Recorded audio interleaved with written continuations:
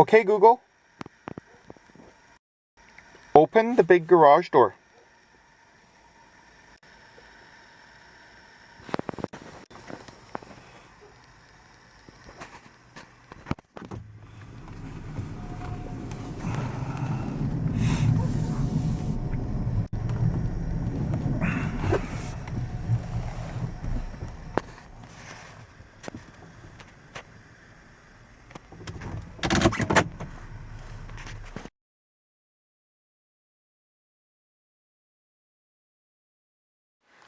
Okay, Google, open my garage.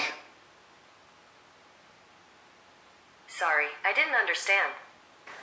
So, I've got a Chamberlain MyQ Ready garage door opener, but it's one of the first versions, so I actually need to buy a hub for it.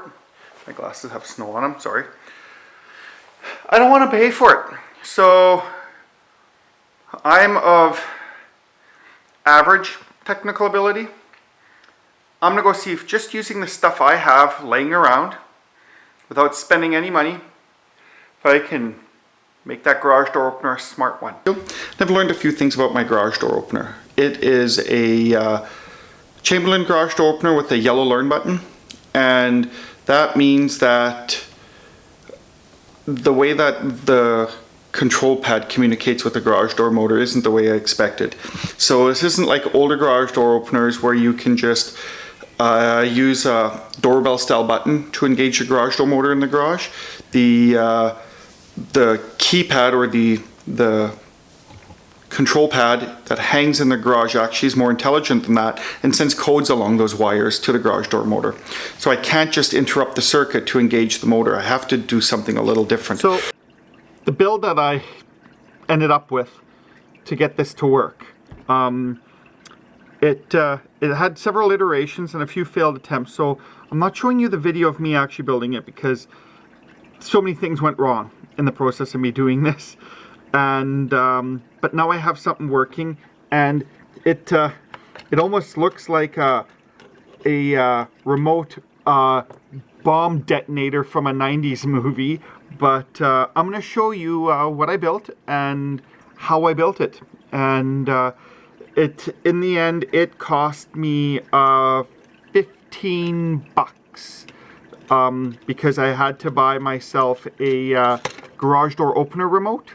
And other than that, it was stuff that I got for free, either laying around the house or stuff that I was able to get from friends. So I'm going to show it to you. So there's the contraption I built. Okay, so I'm going to turn it around here for you, give you guys a little tour of it. Okay, so what I did is I went on Kijiji, which is the Canadian equivalent of, say, like a Craigslist type site. And I bought myself used aftermarket Chamberlain remote control. These are 2-packs, are like 30 bucks or 25 bucks on Amazon. So I paid a little bit more than what one would have cost me on Amazon, but I don't need 2 from Amazon. I only need 1, so I just bought this one here. And what I did is I'll take this clip off here. So I opened it up, and I will open it for you in a minute, and I soldered wires to the big button and the middle button here. And those I have connected to automotive relays right there. So I have 2 automotive relays there, 12-volt relays, and those relays are connected to this smart switch, and which is plugged in here.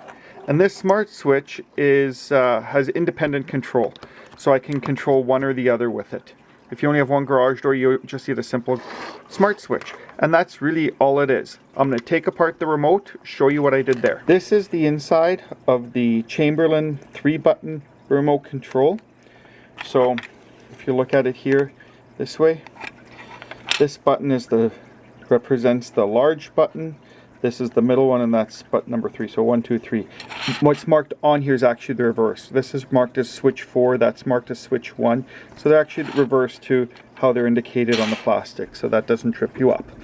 So what I did is I used a multimeter, and I confirmed that when the button is pressed, that the contacts on the left-hand side, with it face down like this, it's the contacts on the left-hand side are the contacts that close when the switch closes.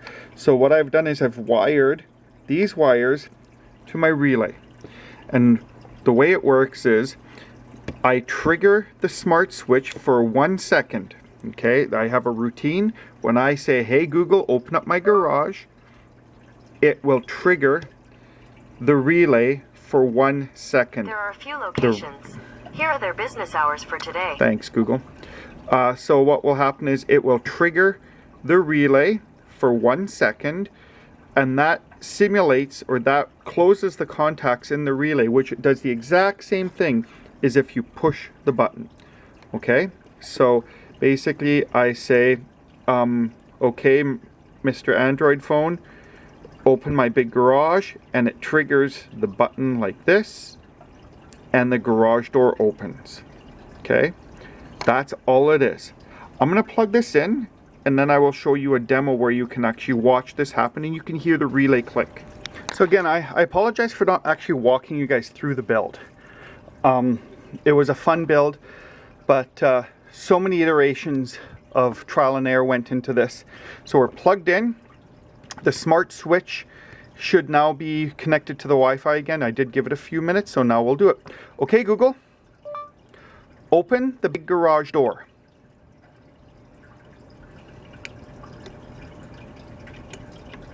So I don't know if you could hear that, the clicking of the remote, but now my garage door is open. I'll do this now with the small garage door, which is the other relay. I think the other one's a little bit noisier.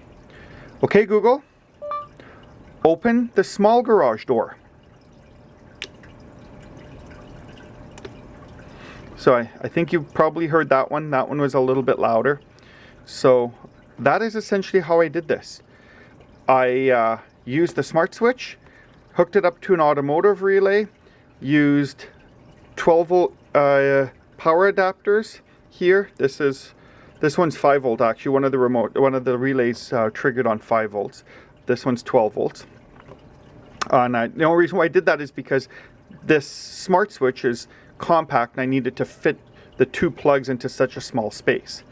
And then just wired it to the garage door opener remote. It was that simple. That simple, yeah. Once you know how to do it, once the trial and error is done, it wasn't a difficult thing to do. So I hope you found this interesting. I hope this helps you with your project if you're planning on doing this. And there's different videos on different solutions on this on YouTube. So share your experience, share what you've done, because I like watching how other people have solved this problem. My next step is, there's no way for me to determine remotely whether my garage door is open or closed. That's what I'm working on next. A way to tell whether my garage door is open and closed, because I don't want to buy a MyQ hub. Thanks for watching.